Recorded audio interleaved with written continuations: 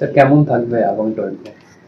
তো প্রথম কথা মৌসুমি বায়ু নিয়ে বলা যাক। মৌসুমি বায়ু তো আজকেও আপনার পশ্চিমবঙ্গে আর অগ্রসর করেনি, যেখানে ছিল সেখানেই আছে। তবে আগামী 2-3 দিনে পশ্চিমবঙ্গের বাকি অঞ্চলগুলিতে দক্ষিণ পশ্চিম মৌসুমি বায়ুর অগ্রসর হওয়ার সম্ভাবনা আছে।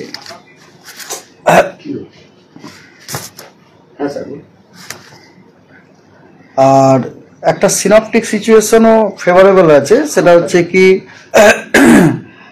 পশ্চিম মধ্য এবং তৎসংলগ্ন উত্তর পশ্চিম বঙ্গোপসাগরে একটা ঘূর্ণাবর্ত অবস্থান করছে। সেই ঘূর্ণাবর্তটি ভূমিপৃষ্ঠ থেকে 0.9 কিলোমিটার থেকে শুরু করে 5.8 কিলোমিটার পর্যন্ত বিস্তৃত, এবং এই ঘূর্ণাবর্তটির যে অক্ষ, সেই অক্ষটি উচ্চতার সাথে সাথে দক্ষিণ পশ্চিম দিকে ঝুঁকার একটা টেন্ডেন্সি আছে। এটা খুব ভালো আর কি, মানে এটা ইন্ডিকেট করে যে আমাদের মৌসুমী বায়ুটা মোটামুটি এর যে স্ট্রেংথ, যেটা শক্তি, যেটা সেটা ঠিকঠাকই আছে আর কি। আর আমাদের মনে হয় যে আগামী 24 ঘন্টা বা 48 ঘন্টাতে ওই ঘূর্ণাবর্তটি সমুদ্রপৃষ্ঠতে একটি লো প্রেসার রূপ ধারণ করতে পারে। তবে এটা হচ্ছে আমার পার্সোনাল মতামত আর কি, কারণ গতকাল ঘূর্ণাবর্তটি ছিল 1.5 কিলোমিটার থেকে 5.8 কিলোমিটার পর্যন্ত। আজকে সেটা নিচের দিকে স্ট্রেচড হয়ে 0.9 কিলোমিটার এসেছে।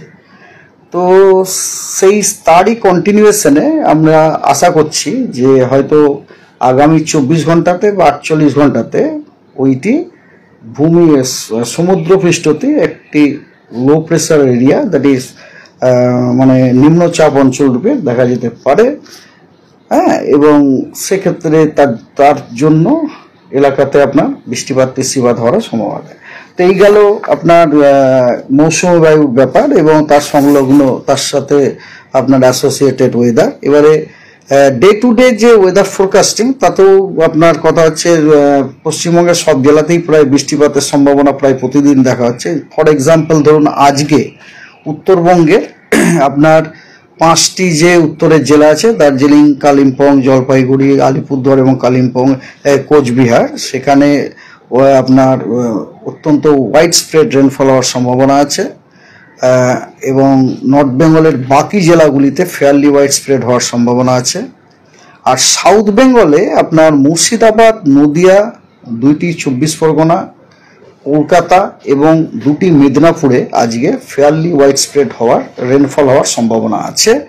এবং সাউথ বেঙ্গলের অন্যান্য জেলাগুলিতে কিন্তু স্ক্যাটার রেনফল হওয়ার সম্ভাবনা আছে।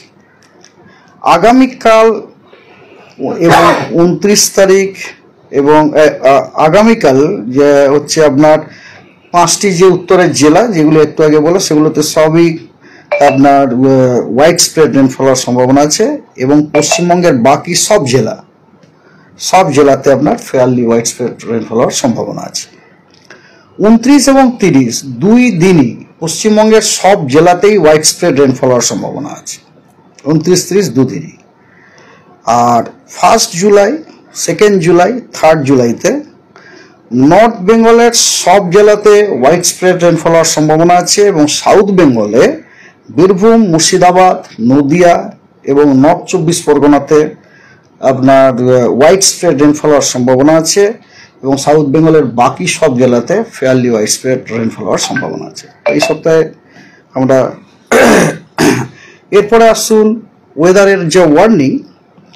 আজকে ভারী বৃষ্টির ওয়ার্নিং দেওয়া হয়েছে দার্জিলিং, কালিম্পং, জলপাইগুড়ি, আলিপুরদুয়ার এবং কোচবিহারে, এবং বজ্রবিদ্যুৎ সহ বৃষ্টি এবং তার সাথে 30 থেকে 40 কিলোমিটার প্রতি ঘন্টায় ঝোড়ো হাওয়ার বাকি সব জেলাগুলিতে দেওয়া হয়েছে। বাকি সব জেলা বলতে আমি পশ্চিমবঙ্গের সব জেলাই বলছি, এবং তার সাথে জলপাইগুড়িও বলা হচ্ছে।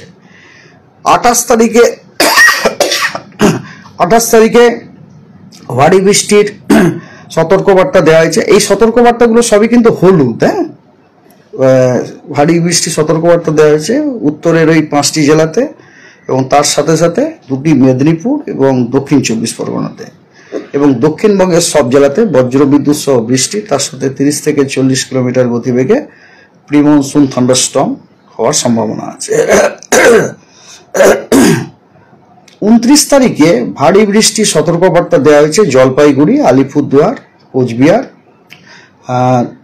দক্ষিণ এবং উত্তর দিনাজপুরে, পুরুলিয়া, পূর্ব এবং পশ্চিম বর্ধমান, হুগলি, পূর্ব এবং পশ্চিম মেদিনীপুর, ঝাড়গ্রাম এবং দক্ষিণ 24 পরগনাতে ভারী বৃষ্টির সতর্কবার্তা দেওয়া হয়েছে হলুদ। আর 30 তারিখে উত্তরবঙ্গের সব জেলাতেই ভারী বৃষ্টি দেওয়া হয়েছে এবং দক্ষিণবঙ্গে বীরভূম, মুর্শিদাবাদ এবং নদিয়াতে ভারী বৃষ্টির সম্ভাবনা দেওয়া হয়েছে। 1 তারিখে উত্তরবঙ্গের সব জেলাতে খালি ভারী বৃষ্টির সম্ভাবনা দেওয়া হয়েছে, কিন্তু দক্ষিণবঙ্গে কোনো সতর্কবার্তা নেই। That's all. ঠিক আছে, বৃষ্টিটা মানে ধীরে ধীরে ধীরে বাড়বে। কথা হচ্ছে একটুখানি যতটা হওয়ার কথা বৃষ্টি ওটা বাড়বে ধীরে ধীরে।